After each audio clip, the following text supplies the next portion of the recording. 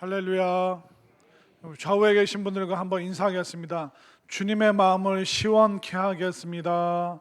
주님의 마음을 시원케 하겠습니다. 이제 본격적인 여름이 시작됐는데 이 불길을 잘 뚫고 또 가을을 기대하고 또 기다리는 여러분들이 되셨으면 좋겠습니다. 야외 활동 늘 이게 조심해 주시고 양산 있죠. 양산 꼭 쓰시고 또 이렇게 팔토신가요? 이렇게 주일날 그 장각에 가시는 분들 보니까 완전히 하얀색으로 이렇게 완전 무장하고 떠나시던데 그렇게 여러분들 추위도 조심해야 되지만 이게 더운 것도 머리 뜨거워지는 것도 조심해야 되기 때문에 그 온열 질환 여러분들 스스로 잘 대비하시기를 바랍니다. 자, 오늘 말씀은 창세기 6장에 나오는 사람들에 대한 이야기. 근데 이 사람들이 누구냐면 노아 시대 때 살았던 사람들에 대한 이야기입니다. 근데 노아 시대 때 그 사람들이 영적으로 굉장히 혼탁한 시대를 살았음을 오늘 보여주고 있습니다. 자, 1절 말씀을 한번 볼까요? 자, 시대적 상황이 어떠냐면 1절 말씀에 보면 사람이 땅 위에 번성하기 시작할 때, 인간의 그 죄악이 어디서부터 시작되었는가? 성경은 땅 위에 번성하기 시작하면서부터 인간의 죄악은 시작되었다, 그런 뉘앙스로 지금 말하고 있습니다. 자, 여기서 번성했다라는 것은 인구만 증가했다는 것이 아니라 어떤 외형적인 그 어떤 확장, 도시가 생겨나고 사람들이 몰려 살고 또 경제 활동을 하게 되고 문명이 발전하고 또 삶의 여건이 안정되면서부터 사람은 서서히 타락하기 시작했음을 보여주고 있습니다. 그래서 오늘 성경 말씀은 인간의 번성에 대해서 긍정적으로 평가하고 있지는 않습니다. 이 번성이 때로는 타락으로 이어질 수 있다는 것을 우리가 또 다른 성경 구절을 통해서 알 수가 있는데, 자, 화면으로 신명기 8장 12절부터 14절 말씀 중반까지 제가 한 절, 여러분들이 한 절 읽겠습니다. 내가 먹어서 배부르고 아름다운 집을 짓고 거주하게 되며 또 내 소와 양이 번성하며 내 은금이 증식되며 내 소유가 다 풍부하게 될 때에, 함께 읽겠습니다. 내 마음이 교만하여 내 하나님 여호와를 잊어버릴까 염려하노라. 모세도 똑같은 이야기를 했습니다. 가나안 땅에 들어가면 번성하게 될 것이다. 그리고 재산이 증식하게 될 것이다. 소유가 풍부해질 것이다. 이게 우리가 다 원하는 바고 바라는 바입니다. 은금이 많아지고 가축이 많아지고 소유가 풍부해지고 우리가 이 땅 살면서 원하는 건데, 그런데 그걸로 인해서 너의 마음이 교만해져서 하나님 여호와를 잊어버릴까 하노라라고 모세도 걱정을 했고 이스라엘 백성들에게 당부했던 이야기입니다. 결국 창세기 6장에 나오는 사람들도 번성하기 시작하면서부터, 증식하면서부터, 소유가 많아지기 시작하면서부터 타락의 모습을 보여줍니다. 그리고 가나안 땅에 정착한 사람들도 인구가 많아지고 은금이 많아지고 가축이 많아지고 소유가 많아지면서 그들이 하나님을 서서히 떠나기 시작했습니다. 결국은 모든 세대 동안 있는, 그러니까 모든 시대에서 살고 있는 하나님의 백성들에게 주는 경고의 메시지가 바로 창세기 6장이고 또 신명기 8장 말씀이라는 것을 알 수 있습니다. 그러니까 우리 인류가 반복해서 영적인 실패, 영적인 타락을 마주할 수 있는데 그것은 바로 번성에서부터 시작된다. 자, 그러면 우리 인류가 경험하는 이 번성이 축복일까요? 시험일까요?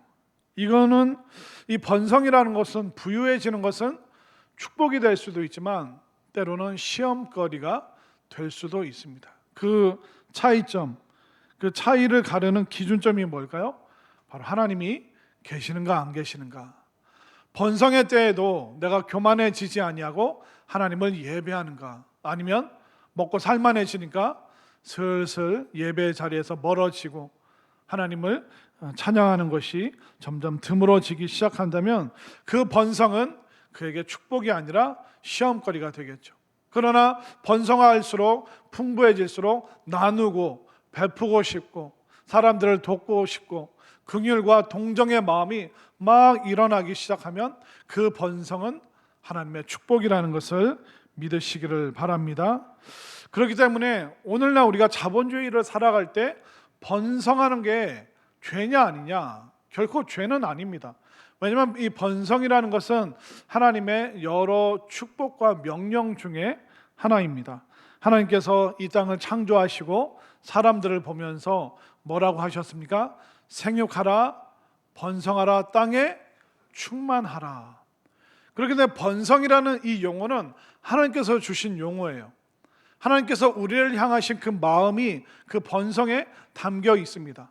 그러나 번성의 때 하나님을 의지하고 하나님을 바라보고 하나님을 중심에 두고 사느냐, 아니면 번성의 때 교만해져서 번성케 하시는 하나님을 잊어버리고 예배를 잃어버리고 신앙을 잃어버리게 되는가? 그러면 그 번성이 축복이 아니라 오히려 시험거리가 되고 타락의 빌미가 될 수 있는 것입니다. 결국 번성했느냐 안 했느냐 그게 문제가 아니라 바로 번성의 때에 하나님을 중심에 두는 마음이냐 아니면 하나님으로부터 멀어지는 마음이냐. 한번 생각해 보세요. 가난한 사람은 다 착한가요? 부유한 사람은 다 못됐고 교만하고 이기적인가요? 우리가 그렇게 극단적으로 말할 수 없습니다. 부자는 악하고 가난한 사람은 착하다. 그렇게 이분법적으로 이원론으로 세상을 바라볼 수는 없습니다. 결국 가난한 사람 중에도 마음 착한 사람이 있고 부유한 사람들 중에도 교만하지 않고 그 마음이 순한 사람들, 어떤 그 원리를 또 진리를 따라가는 그런 사람들도 있는 것입니다. 가끔 교회에서 이렇게 장사하시는 성도님들이랑 얘기하면 목사님 내가 일 못해 먹겠다. 왜 그러냐? 왜 그러십니까? 그랬더니 이게 10,000원짜리 파니까 10,000원짜리 같은 사람들이 온다고. 내가 백화점 이렇게 명품 샵을 해야지 1,000,000원, 2,000,000원짜리 사람이 올 텐데 이게 내가 10,000원짜리 국밥 한다고 이 10,000원짜리 사람들이 와가지고 술 마시고 진상 부리고 상을 뒤엎고 자기들끼리 싸우고 경찰을 불러봐라 너무 적나라하게 얘기했나요? 결국 부유하냐 가난하냐 그게 아니라 바로 그 사람의 마음이 어떠하냐. 부유한 사람 중에요 교만하고 못된 사람이 있습니다. 근데 부유한 사람 중에 나누고자 하는 사람이 있어요. 가난한 사람들 중에 늘 겸손하고 자신을 이렇게 돌아보는 사람들이 있어요. 그는 가난한 사람 중에도 마음이 꼬부라져가지고 5,000원짜리 6,000원짜리 사 먹으면서 대단한 사람. 하여튼 여기까지 하겠습니다. 제가 그렇기 때문에 이런 사람 저런 사람 부유하니까 못됐다 가난하니까 착하다 그게 아니라 어떤 상황에서든 그 마음의 태도가 중요한 거예요. 부유했다가 가난해졌어도 그 마음이 쪼그라들지 않는 사람이 있습니다. 가난했다가 갑자기 벼락부자 됐는데 교만하지 않은 겸손한 사람들도 있는 것입니다. 여러분들은 주변의 상황과 여건에 휘둘리지 마시고 늘 마음에 겸손하게 하나님께 예배하고 또 내 손에 쥐어지는 것이 많이 생긴다면 또한 남들과 나눌 수 있는 넉넉한 손길의 사람이 될 수 있기를 바랍니다. 자, 그러나 번성은 사람을 위태롭게 또 위험하게 또 심지어는 타락시킬 수 있다는 그 본연의 굉장히 매혹적인 부분이 있다는 것을 여러분들 늘 염두에 두시기를 바랍니다. 자, 이렇게 번성해지면서 하나님의 사람들이 타락하기 시작했습니다. 자, 1절과 2절을 볼 텐데 1절을 제가 2절을 여러분들 읽겠습니다. 사람이 땅 위에 번성하기 시작할 때 그들에게서 딸들이 나니 하나님의 아들들이 사람의 딸들의 아름다움을 보고 자기들이 좋아하는 모든 여자를 아내로 삼는지라. 자, 이 2절 말씀이 난해 구절 중에 하나입니다.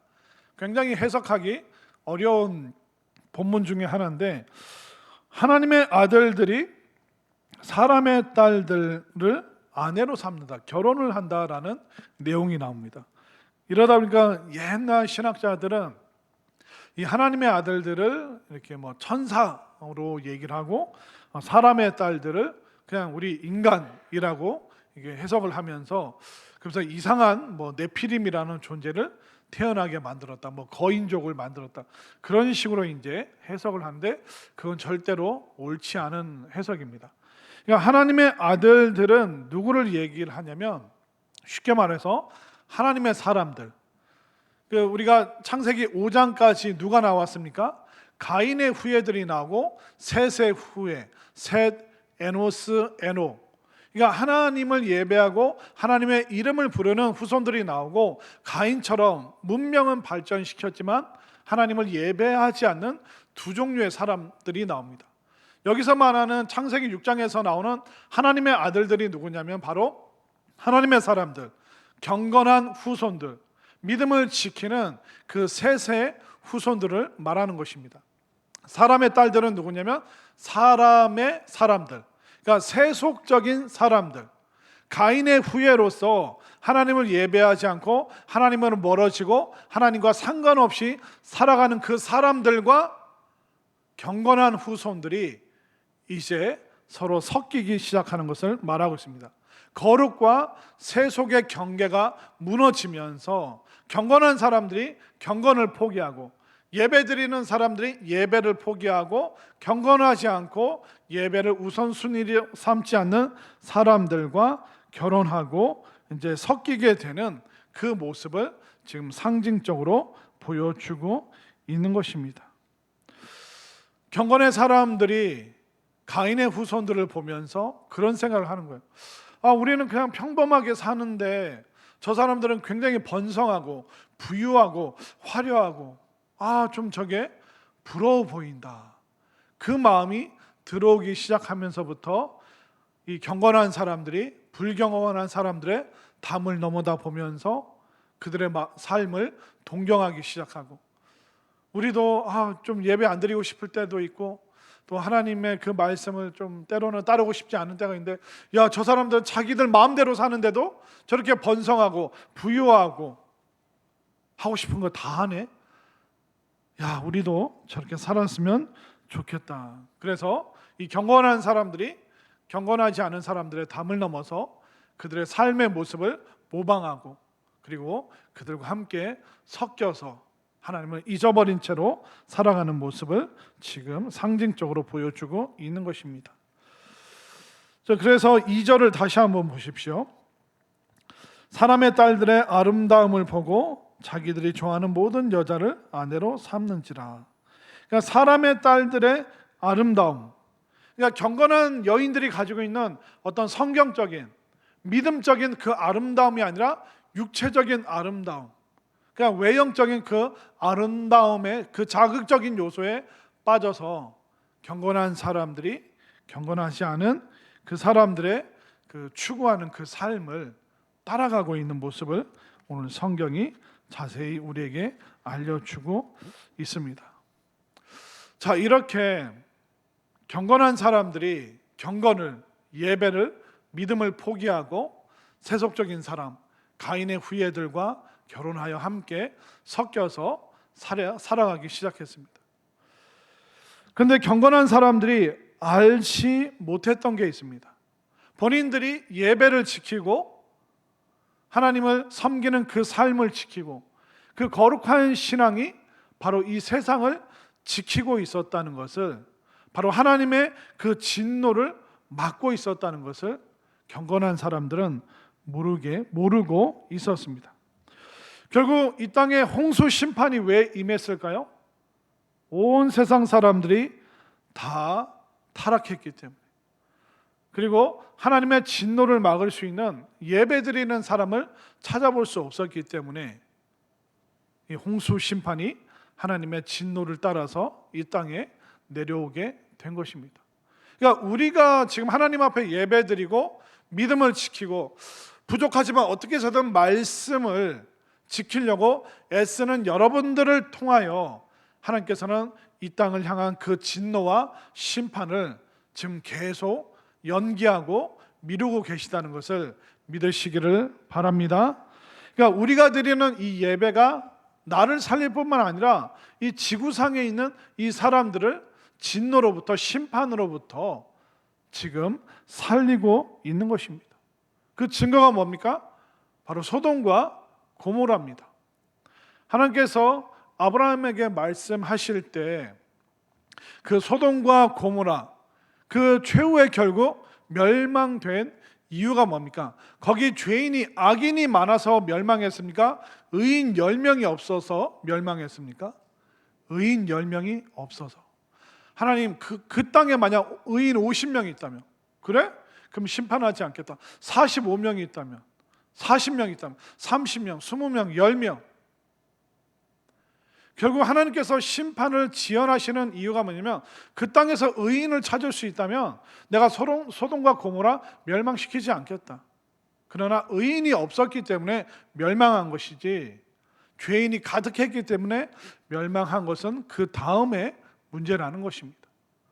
오늘날 우리가 여전히 예배드리고 우리가 하나님을 바라보고 경건을 지키기 위해서 애쓴다면 우리는 우리의 삶을 지킬 뿐만 아니라 또 이 지구상에 있는 지구촌에 있는 그 사람들의 삶 또한 우리가 지켜준다는 것을 분명히 믿으시기를 바랍니다. 그렇기 때문에 우리가 그 죄인을 의인의 모임에 들게 해야 됩니까?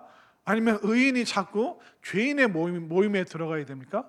죄인들을 자꾸 우리가 의인의 모임으로 인도해야 되는 거예요.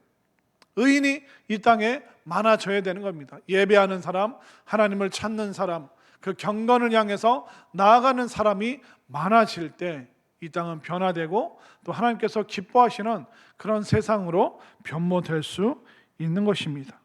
그렇기 때문에 여러분들이 예배하고 기도하고 또 믿음을 지키고 있는 것, 여기에 대한 이 자부심, 이 믿음을 이 경건함으로 내가 하나님의 진노를 또 세상을 향한 그 심판을 내가 가로막고 있다.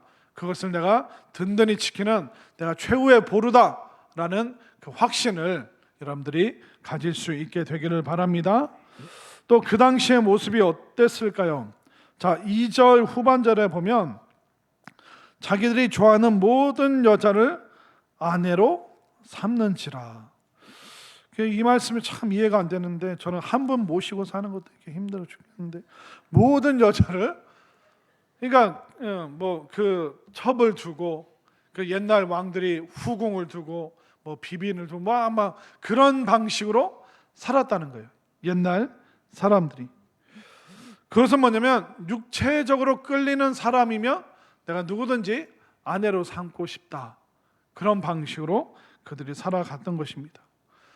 오늘날은 어떨까요? 오늘날은 성경적인 아름다움을 가진 그러니까 믿음의 그 소중함을 지닌 사람을 배우자로 삼으려고 하는지, 그러니까 같은 신앙을 우리가 추구하려고 하는지 아니면 같은 학벌, 같은 재산으로 우리가 모이게 되는지 한번 잘 생각해 보십시오.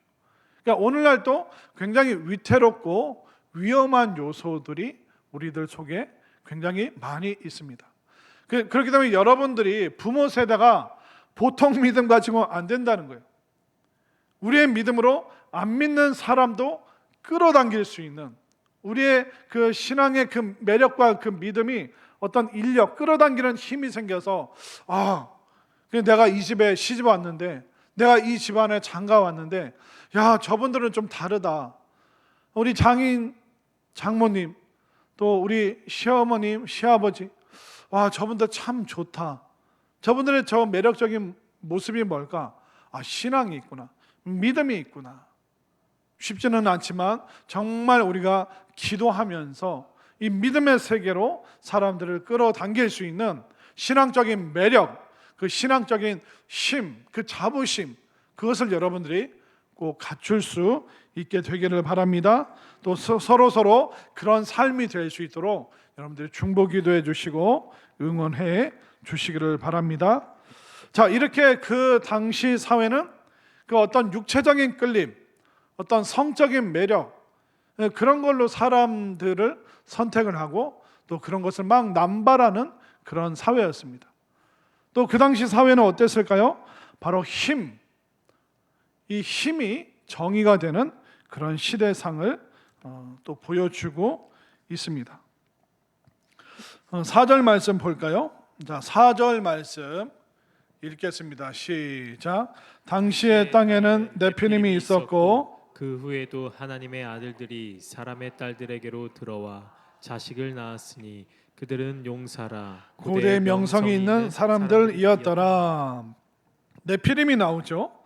자, 네피림 그 1번 밑으로 가면 장부, 장수, 군인 그 정도로 해석을 할 수 있습니다. 이 네피림이 쉽게 말해서 거인이라는 뜻입니다. 오늘날 또 이런 그 큰 사람이라는 표현을 씁니다. 유명한 사람, 힘 있는 사람, 권력이 있는 사람들을 우리는 우러러보고 대단한 사람이라고 이야기를 하죠.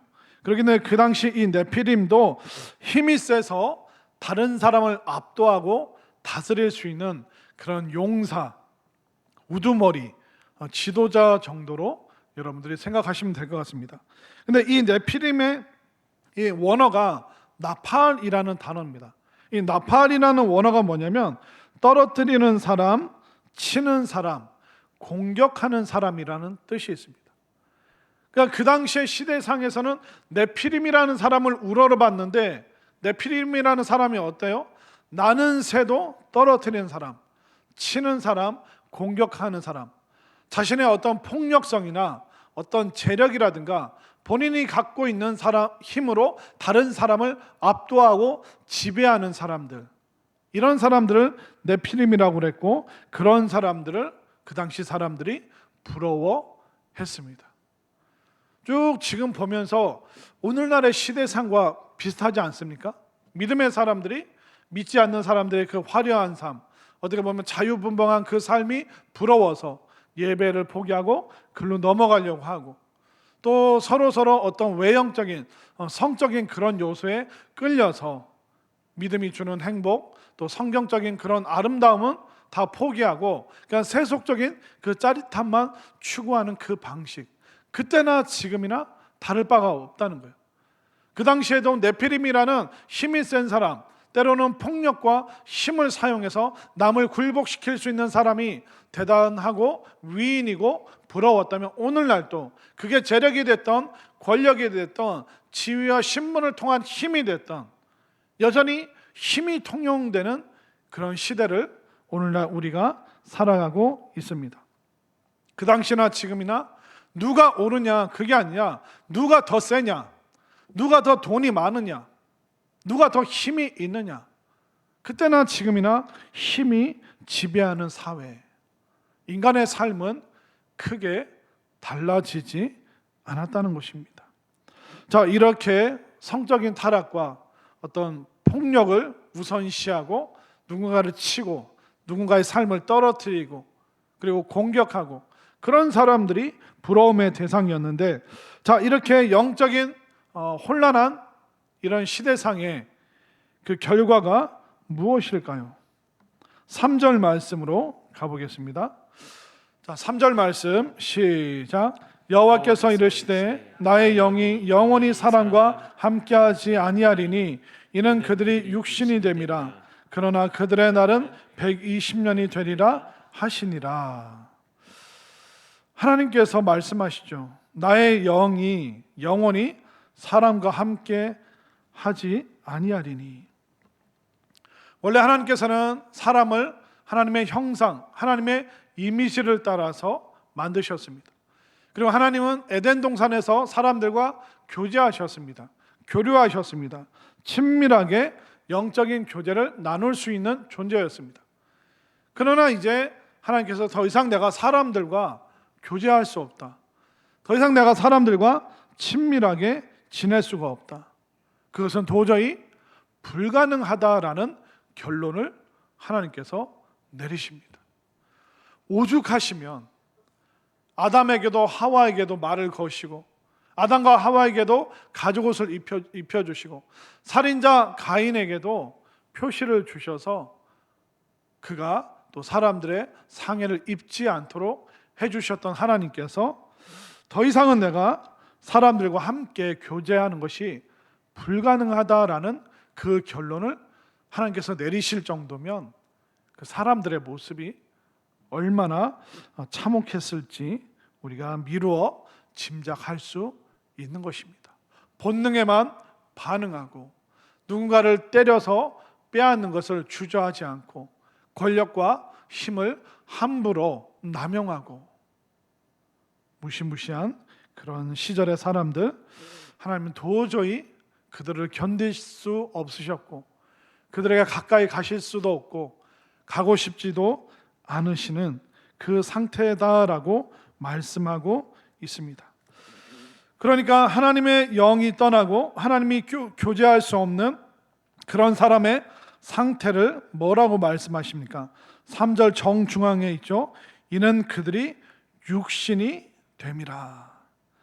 여기서 말하는 육신이 뭐냐면 살 덩어리입니다. 그러니까 하나님의 영을 받을 수 있는 몸이 아니라 그냥 살 덩어리 그 자체, 몸에만 관심을 기울이는 사람들, 바로 그들을 바로 육신이 되었다, 살 덩어리가 되었다라고 말하고 있는 것입니다. 더 이상 영적인 것을, 진실과 진리를 찾아볼 수 없는, 그 속에 더 이상 하나님의 머물 공간이 없는 살 덩어리 자체, 그것은 이미 심판에 놓일 수밖에 없는 존재라고 오늘 성경이 알려주고 있는 것입니다. 살덩어리는 아무리 하나님이 말씀하셔도 알아듣질 못합니다. 살덩어리는 본능에만 반응하지 진리에는, 말씀에는 반응하지 않습니다. 오늘날 그런 사람들이 너무 많죠. 아무리 우리가 외치고 전도하고 안타깝게 때로는 우리가 아양을 부리면서도 교회 좀 가자, 때로는 우리가 협박을 하면서 교회 안 가면 용돈 없어, 국물도 없는 줄 알아, 그렇게 우리가 아양도 부리고 협박도 하고 얼레고 달래고 아무리 그렇게 해도 그 사람이 살덩어리 자체면 하나님의 말씀이, 진리가, 또 간곡한 그 말이 더 이상 그 귀에 들리지 않는 것입니다. 더 이상 하나님도 어떻게 하실 수 없는, 내가 그들과 교제하는 것은 불가능한 상태에 이르렀다 하는 사람들이 점점 많아지고 있는 그 상황을 보여주고 있는 것입니다. 이런 시대상을 또 오늘 성경이 5절에서 말하고 있죠. 5절 말씀 읽습니다. 시작. 여호와께서 사람의 죄악이 세상에 가득함과 그의 마음으로 생각하는 모든 계획이 항상 악할 뿐임을 보시고. 결국 믿음의 사람들이 다 무너졌습니다. 예배가 무너졌습니다. 믿음의 사람들의 그 믿음이 사라지기 시작했습니다. 그랬더니 말씀이 없고 진리가 없고 하나님의 은혜를 찾아볼 수 없으니 사람의 죄악이 세상에 가득하죠. 마음으로 생각하는 모든 계획이 항상 악할 뿐이다. 번성했지만 지금 죄악이 번성했습니다. 은혜와 믿음과 사랑이 들어갈 자리가 하나도 없고 뭐가 가득한지, 항상 뭐가 있는지 오직 죄악뿐인 그런 세상이 되고 말았습니다. 살덩어리인 겉은 멀쩡할지 몰라도 그 속은 이미 처참한 상태, 완전히 부패한 그런 상태임을 오늘 성경이 보여주고 있습니다. 외형적으로는 화려하지만 내면으로는 완전히 타락한 상태, 살덩어리인 상태로 돌아다니고 그 살덩어리를 화려하게 치장했지만 더 이상 그 속에서는 믿음과 은혜를, 또 소망을 하나도 찾아볼 수 없는 그런 상황입니다. 그런데 무서운 건 뭐냐면 그 당시나 오늘날이나 굉장히 흡사하다는 겁니다.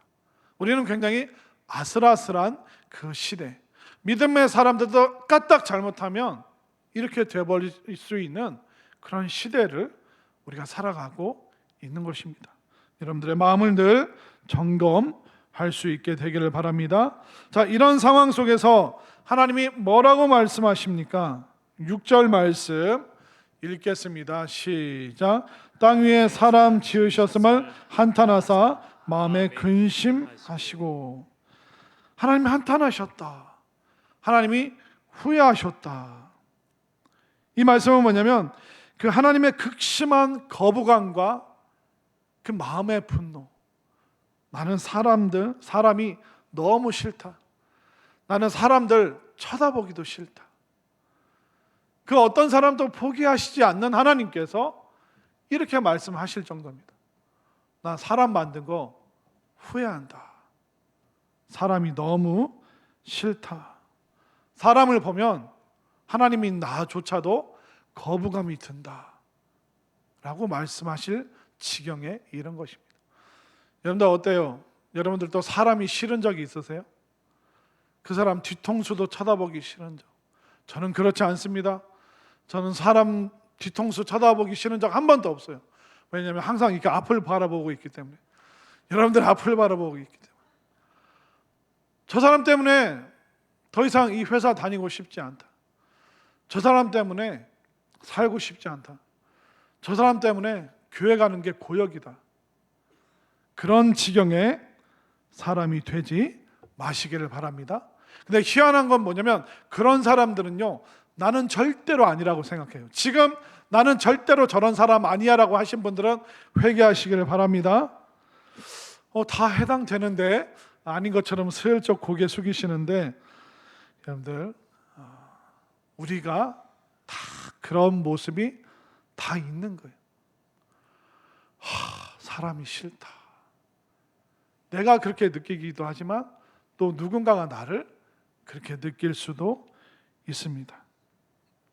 그런데 하나님조차도 사람이 싫다. 더 이상 내가 거부감이 들어서 사람들과 함께 있을 수가 없다. 하나님께서 그렇게 말씀하실 정도면 더 이상 소망이 없는 것입니다. 완전히 끝이 난 것입니다. 이런 사람들과 하나님은 단절되기를 원하시는 거죠. 단절되기로 하나님은 결정을 하시는 거죠. 그래서 이 땅의 모든 사람들을 내가 다 진멸하리라. 결국 이 노아 시대 때 이 땅에 있던 사람들은 하나님을 마음에 두기 싫어했습니다. 하나님과 함께 있기를 싫어했어요. 하나님을 예배하고 하나님을 찾고 하나님 말씀 듣는 거 싫어했습니다. 결국 어떻게 됐습니까? 하나님께서 나는 그러면 너희들이 나를 원치 않기 때문에 그럼 나도 너희들과 단절되겠다. 너희들이 나에 대해서 거부감을 느낀다면 나도 너희들에 대해서 거부감을 느낄 수밖에 없고 나도 너희들이 싫어서 함께 있을 수 없다. 그렇기 때문에 내가 통치하는 이 땅에서, 이 지구에서 너희들을 제거하고 소멸시킬 수밖에 없다라고 하나님이 지금 결론을 내리고 계시는 겁니다. 하나님이 어떻게 그러실 수가 있습니까? 그렇게 말할 수 있는 게 아니라 어쩌다 사람이 이 지경까지 타락할 수 있는가? 여기서 우리는 천국과 지옥의 한 단면을 보게 되는 것입니다. 홍수 심판, 온 세상 사람들이 물에 둥둥 떠다니고 서서히 죽어가는 것, 그게 바로 지옥이라는 거예요. 다른 게 지옥이 아니라 하나님으로부터 거절된 사람들, 하나님과 함께 있고 싶어 하지 않는 사람들에게 그들이 원하는 방식대로 하나님께서 내버려 두신 게 지옥이라는 거예요. 홍수 심판이에요. 지옥이 다른 게 아닙니다. 이 땅에서 하나님과 같이 있고 싶지 않아요. 나는 구원에 관심 없어요. 내가 죄를 짓든 말든 내 마음대로 할래요. 거기에 대한 하나님의 응답이 바로 지옥이라는 거예요. 다른 끔찍한 장소를 만들어 두신 게 아니라 하나님과의 단절, 그들이 원하는 방식대로 하나님께서 해주신 것이 바로 지옥이라는 것입니다. 그러나 이 땅에서 내가 부족하고 연약하지만 예수님께서 나를 위해 피 흘리시고 십자가 지시고 정말 이 죄인을 위해서 그런 사랑을 베푸시다니, 결국 내가 믿음으로 예수님께 반응하겠습니다. 그 예수님을 내가 구세주로 내가 믿습니다. 인정합니다. 받아들입니다. 이 부족한 나도 하나님께 받아들여질 수 있습니까? 하나님과 함께 있고 싶습니다. 부족하지만, 자격이 안 되지만, 그러면 그 사람들의 그 믿음에 대한 반응으로 하나님께서 그들을 받아들여 주시고, 그 받아들여 주신 하나님과 함께 있을 수 있는 그 장소를 우리가 천국, 때로는 에덴이라고 이야기를 하는 것입니다. 결국 우리가 이 땅에서 결정하는 대로 그 다음 세상도 결정이 되는 거예요. 이 땅에서 내가 믿음으로 살기로, 예수님 믿기로 결정하면 그대로 우리가 예수님이 계시는 곳에 있는 것이죠, 훗날에. 그러나 예수님을 거부하고 하나님의 진리와 인간의 그 양심을 다 거부하고 내 마음대로 하겠다, 내 인생 주인 난데 내가 알아서 하겠다, 그 결과가 무엇입니까? 하나님으로부터 단절되기 원했기 때문에 단절된 상태로 그 삶이 이어져서 하나님이 없는 지옥의 삶이 펼쳐질 수밖에 없는 것이죠. 저는 여러분들이, 또 우리들 중에 한 사람도 하나님을 거절하거나 또 하나님으로부터 거부되는 사람들이 절대로 생겨나지 않게 되기를 바랍니다. 그리고 오늘 말씀 준비하면서 제가 충격을 받았던 내용이 7절 말씀입니다. 7절 말씀이 저에게는 너무 놀랍게 다가왔습니다. 7절 말씀 읽습니다. 시작. 이르시되 내가 창조한 사람을 내가 지면에서 쓸어버리되 사람으로부터 가축과 기는 것과 공중의 새까지 그리하리니 이는 내가 그것들을 지었음을 한탄함이니라 하시니라. 이 말씀이 의아했던 게 뭐냐면, 하나님이 사람에 대해서 근심하시는 거잖아요. 사람 지으셨음을 후회하시는 거잖아요. 사람이 너무 싫으신 거잖아요. 그러면 사람만 이 땅에서 지면에서 쓸어버리시면 되는데 왜 가축과 기는 것과 공중의 새까지 내가 다 없애버리리라? 왜 하나님께서 그러셨을까요? 사람이 죄 지었는데, 사람이 잘못했는데 왜 가축과 이 땅의 동물까지도 다 사라져야 됩니까? 제 결론이 뭐냐면, 인간에 대한 하나님의 그 깊은 애정이 이 7절 말씀에 스며 있는 것입니다. 사람이 아니면 나는 아무것도 필요 없다. 나는 인간 너희들이 아니라면 내게는 이런 모든 가축과 짐승 하나도 필요 없다. 너희들이 지구상에 살고 땅에 살기에 동물들이 있고 가축을 키우고 고양이와 개를 키우고 네 주변에 이 자연의 환경이 너에게 주어진 것이지, 이 땅에 인간이 없는데 자연이 무슨 의미가 있냐? 내가 사랑하는 사람이 이 땅에 없는데 가축이든 땅에 기든 동물이든 그게 나한테 무슨 의미가 있느냐? 나는 너희들 아니면 안 된다. 너희들 사라지면 이 우주, 지구 다 의미 없다. 그래서 인간이 사라지는 순간 가축도 동물도 자연도 아무런 의미가 없다는, 하나님께서 사람을 얼마나 사랑하시는지, 당신의 형상을 따라 지을 정도로 그 사람을 얼마나 사랑하시는지 이 7절 말씀에 담겨 있다는 것을 여러분들 다시 한번 깨달으시길 바랍니다. 여러분들 집에 애가 없는데 장난감이 무슨 소용입니까? 집에 그거 타고 다닐, 세발 자전거 타고 다닐 애가 없는데 자전거가 무슨 의미가, 무슨 소용이 있겠습니까? 결국 하나님께서는 인간으로 말미암아 이 지구가, 이 자연이, 이 우주가 의미가 있는 것입니다. 근데 사람이 다 사라지는데 하나님께는 이 우주도 지구도 동물도 자연도 아무런 의미가 없다라고 말씀하시는 겁니다. 그 말은 뭐냐면, 내가 이 정도로 너희들 사랑하는데 그런데도 마음을 돌이키지 않느냐? 왜 너희들은 내 앞에 나오질 않느냐? 너희들은 왜 죄악에서 머무는 것을 기뻐하고 죄를 그렇게 좋아하느냐?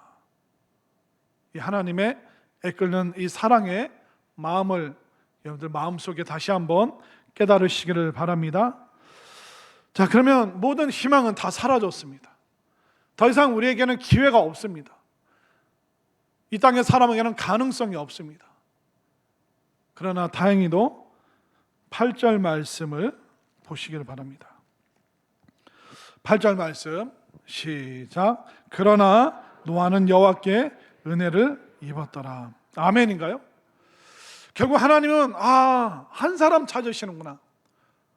아브라함 시대 때도 하나님께서 아브라함을 찾으셨듯이, 모세 시대 때도 하나님께서 모세를 찾으셨듯이, 초대교회 시대 때 하나님께서 베드로를 찾으시고 사도 바울을 찾으시고 다니엘을 찾으시고 요셉을 찾으시고 다윗을 찾으시고, 지금도 하나님께서는 그 한 사람, 하나님의 은혜를 덧입고 하나님의 은혜를 사모하고 하나님의 은혜를 갈망하는 그 한 사람을 지금 2025년도 7월에도 그 한 사람을 찾고 계심을 믿으시기를 바랍니다.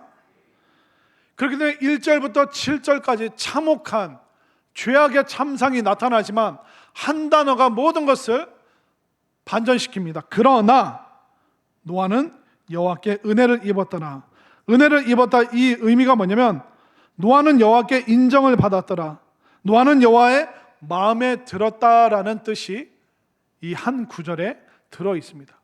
그 누구도 하나님 마음에 들어오지 않았지만 오직 노아 한 사람, 다 타락했지만 하나님 앞에서 예배 드리려고 했던 사람, 아무도 하나님의 말씀을 경청하지 않지만 홀로 그 하나님의 말씀에 경청하고자 하나님의 말씀에 집중했던 그 한 사람, 아무도 은혜로 살지 않고 재력과 폭력과 힘으로 살아갔지만 오직 노아만 하나님의 은혜로 살아갑니다라는 그 고백을 했던 이 한 사람, 그 한 사람에게 하나님께서 특별한 시선을 두시고 그 사람을 통해서 다시 한번 하나님은 희망의 끈을 붙잡고 계시는 것입니다.